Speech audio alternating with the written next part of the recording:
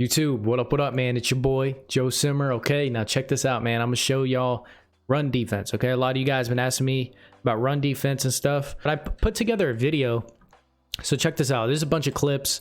So this video is 16 minutes, but I mean, we're not gonna watch it for 16 minutes. So I'm just gonna kind of skip through it and kind of show you what I could have done better and just show you just some of the things, my adjustments and stuff like that. Okay, number one, I am not coming out in big nickel over G against Mostert and the 49ers. That is definitely not happening. So if you're doing that, it's probably why you have no run defense, okay? He's too fast, and in over G, you're kind of compressed. You have 4 defensive linemen, and all he has to do is run to the outside or run power O, and you're screwed. So if you're on regs, if you're on MUT, you could probably get away with over G, but not in regs, okay? So if you're playing regs, don't do it. So I'm in 3-5 and I'm audibling down to 3-5 wide. Okay. So if any of you need that video, the link will be in the description. It's a free ebook, one of the best ebooks you'll watch on YouTube. I didn't charge you guys anything for it. And there's lots of knowledge in there. So check this out, man. So whatever. All right. So, right. I'm getting stuff set up and, I'm spreading my line and I'm playing man coverage. Now there's something that I want you to watch. He still, got kind of bagged, but it's going to be a no huddle scheme. So there's something I want you to watch, which I think I do it here, is I'll bring the safety down every time I'm selling out for the run against the 49ers. Now, this is another reason why you can't run over G is because of all pro. All pro is just god awful. It's so bad, man. It's so bad. And so on all Madden, maybe, but I'm just bringing him down. Now check out what I do is I'm taking the lineman each time. So I'm not trying to shoot the gap in 3-5. I'm taking the lineman on purpose because this safety right here that I had in a spy is going to come in free. Okay. So as you see there, he came in scotch free. And that's something that I've been doing lately. There's going to be a lot of pauses, by the way, but it's just so I can explain. That's literally what I've been doing is I just been taking the lineman myself half of the time and it frees up everybody else. So it's really cool. But as you see here, he's coming out, same thing, right? I bring the safety down. Okay. And now this is one of the cool things. It's 3rd and 10. Okay. It's 3rd and 10. Now I did not know Mostert was in this position, in the receiver position, so which is going to come back to bite me in the butt. But so I'll tell you what I could have done, but starting off or whatever, the first drive is I noticed, I had the correct alignment. I had Alexander on Kittle, and I'm either guessing Kittle's going to be on a post or a corner. So I mean, it's one of the two. You know what I mean? It's Kittle. You're either going to have him on a post or corner out of I form. And so I'm like, all right, cool. I'll just shade inside. And so I shade inside. I left this guy wide open. I did not think. I knew he was going to pass to the running back. You know what I mean? Or the fullback. Should have been picked, but incomplete or whatever. And then right here, he's in I form again, and it's 4th down. So he's going for it. I'm doing the same thing. Okay. I'm bringing him down, and I did get caught on my line, but I was able to shade inside. And as you see, Alexander, that's not going to happen. You know what I mean? So you can't do that. Nice little pick or whatever. And then now we're back on the next drive. Okay. So where are we? Okay. So now we're back on the next drive. All right. So I'm going to do the same thing, right? I'm pressing, I'm spreading my D line, and I'm crashing them up every time. I will never leave them stock unless he's running. I'll never have my D line kind of pinched unless he's running lots of dive, lots of power O, stuff like that. But just for the norm, just audible from 3-5 man to 3-5 wide man. Okay. And just press, spread your line, crash them up. And then that's all you really need to do. Now I'm just kind of manipulating the safeties, right? So I'm bringing one down on the side I think he's running to, and I'm just kind of guessing. And I pick up the lineman right there. This guy comes free. I was able to make a tackle. But as you see, I mean, he's not really doing anything.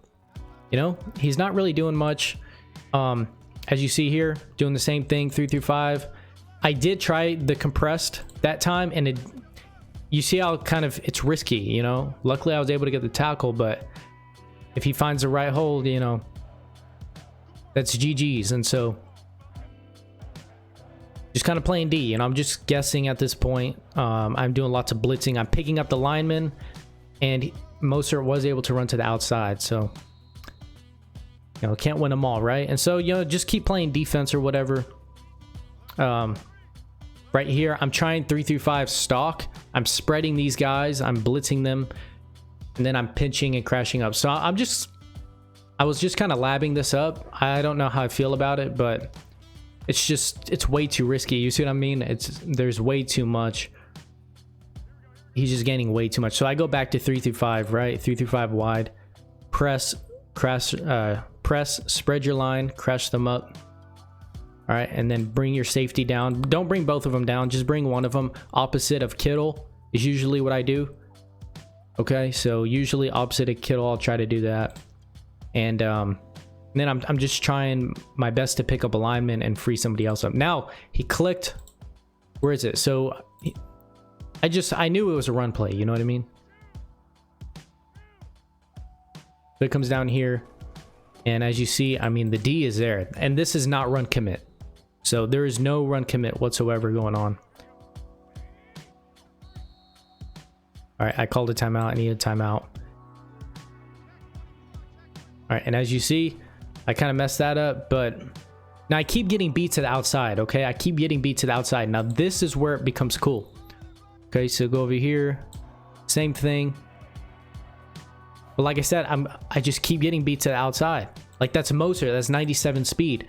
So then I make adjustments, okay? So this is what separates, you know, good Madden players from great Madden players, okay?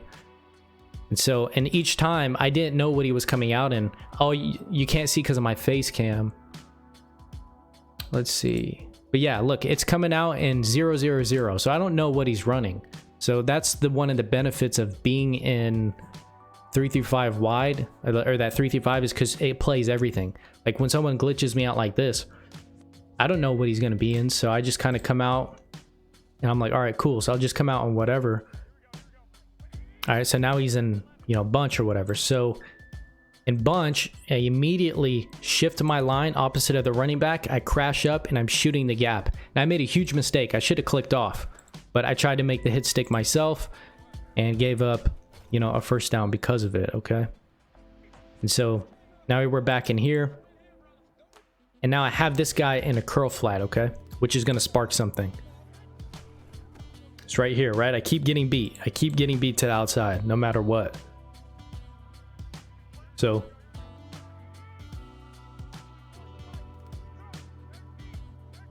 I'm just trying to figure it out. Now I have two curl flats out here, right? So this is what I want you to see. This adjustment right here. Boom.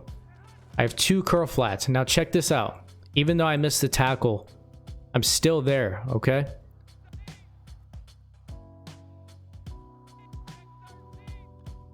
All right, so check this out, man. Like, I'm still there.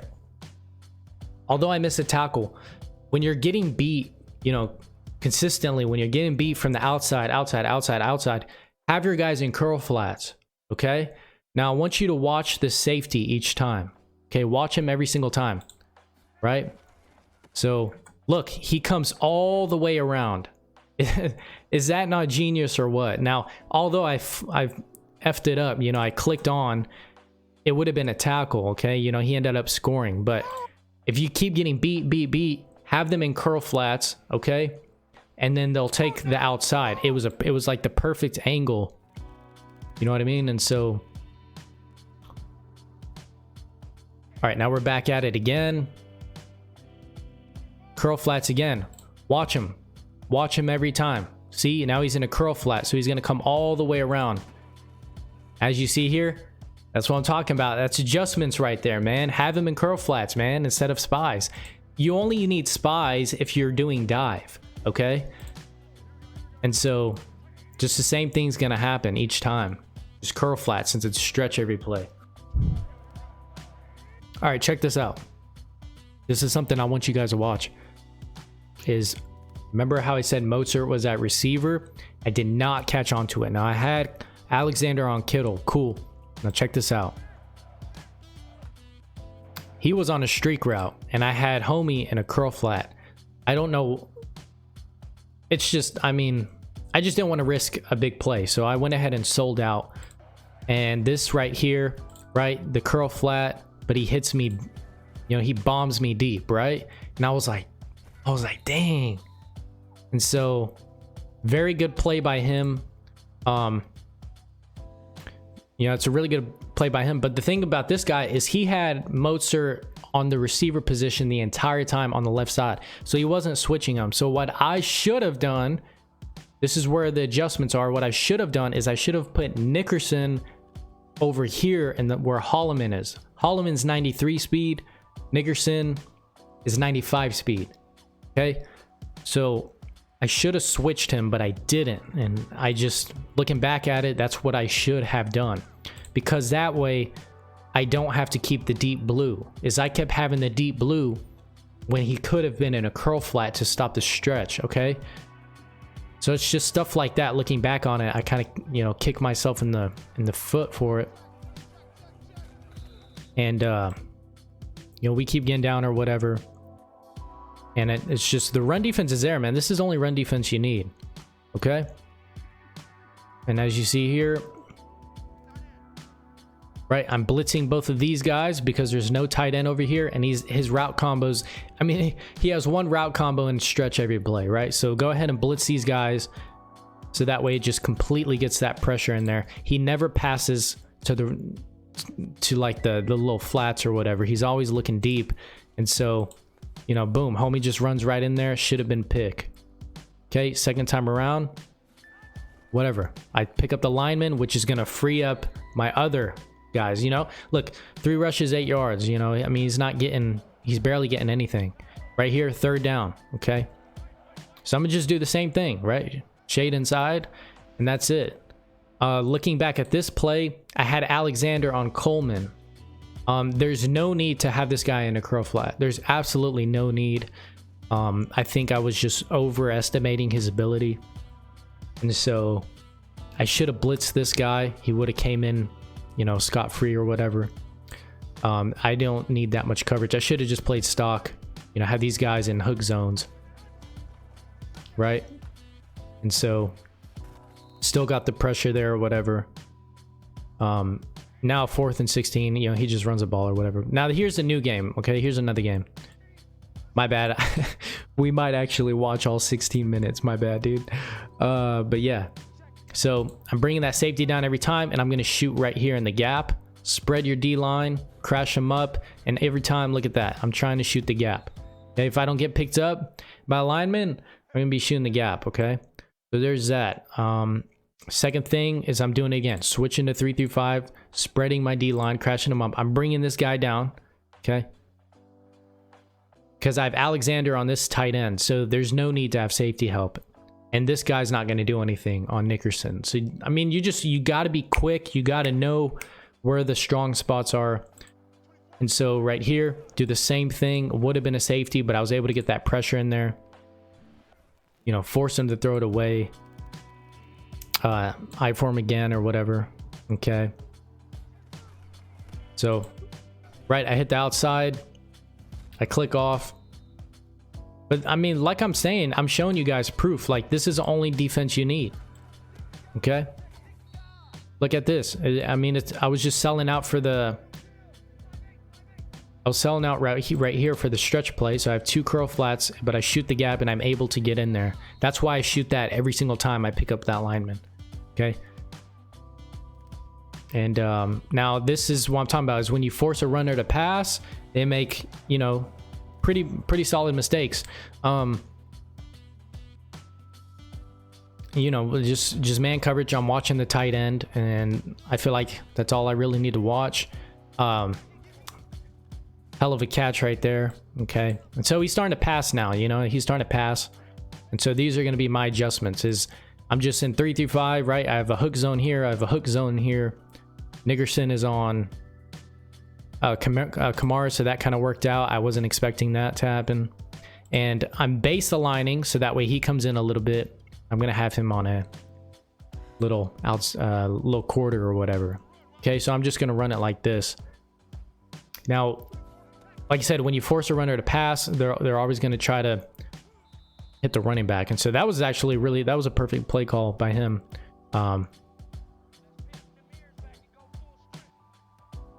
So curl flats, as you see, right to the outside. This guy should have hit the outside. I don't know why it didn't work that time, but it is all pro. Same thing here. Now I have it under base, not under default. Okay, he hits me there. Pretty good play. I have it on base again, and I hit base align, and he's quick snapping me. So it's kind of messing up my coverage a little bit. So I have to adjust. Now check this out. So I switched to 3-5 or whatever. Now I see a hole right here. Okay. So it's 2nd and 6. I'm up 14. So I was going to go ahead and just sell out for the pass. So I move Alexander in and I blitz him. Okay. Move him in and blitz him, because if this guy and the running back are on a route, it's going to be a free sack. Okay. So I base align. Look at Alexander, right? He's going to come in every time. And so I was like, all right, cool. So he's just going to quick snap that. All right. So I do the same thing, right? Move him over. Boom. Alexander, and every time pick. You know what I'm saying? Nice little stick work. And then to the crib. GG's. So, you know, anytime you see something like this and this fullback is on the right every single time, go ahead and send this guy. Because whether it's a play action or not, he's going to just come in free. And I have Alexander there, boom. And I just lurked the middle, and it just worked out that way. You know, here's the same thing, just getting locked up. I'm literally running the same thing every time. Okay. He keeps getting sacked or whatever. Just completely bagged. Dude, I mean, just has nowhere to go. Now, he does hit me right here, okay? So, like I said, when you force a runner to pass, they're always going to look for their running back. Dang, this is almost a 20-minute video. My bad. But, yeah, you know, I'm selling out for this guy, but I should have sold out for the running back, man. You know, there's no need for that. But this is where I get adjusty, okay? So he hits me a few times, right?